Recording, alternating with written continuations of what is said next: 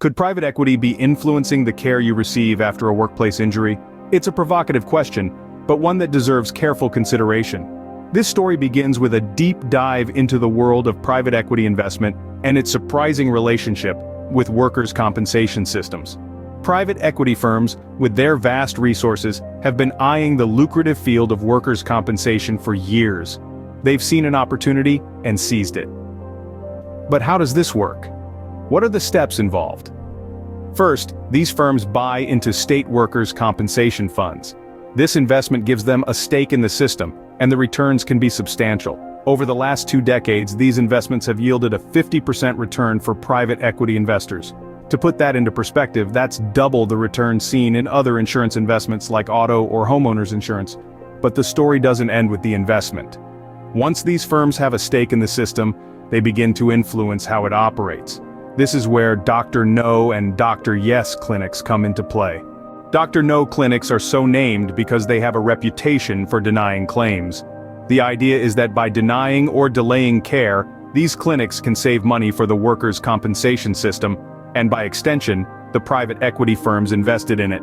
On the other hand, Dr. Yes clinics are known for approving claims and providing care. However, these clinics often provide the minimum level of care necessary, again saving money for the system and its investors. This dynamic creates a disparity. On one hand, private equity firms are seeing high returns on their investments in workers' compensation. On the other, injured workers may be receiving less than optimal care. This raises serious concerns about the integrity of a system designed to support injured workers.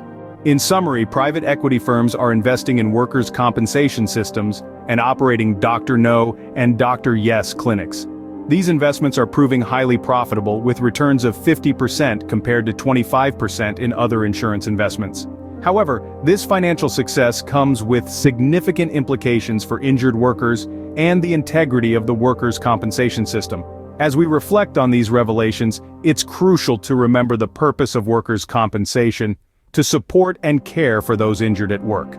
When financial incentives begin to dictate the care workers receive, we must question whether the system is fulfilling its intended purpose. The conversation on this topic is far from over, but awareness is the first step towards change. Voiceover. In the current landscape, state laws are allowing private equity firms to profit extensively off the war on injured workers. This alarming situation calls for a dire need for minimum federal laws. State laws, in their current form, provide a fertile ground for these firms to exploit the workers' compensation systems. They are allowed to operate Dr. No and Dr. Yes clinics with minimal oversight, leading to questionable practices and a focus on profit over patient care. The introduction of minimum federal laws could serve to police these state laws, creating a uniform standard that must be adhered to across the country. These laws could potentially regulate the extent of private equity investments in workers' compensation and ensure that the focus remains on providing quality care for injured workers.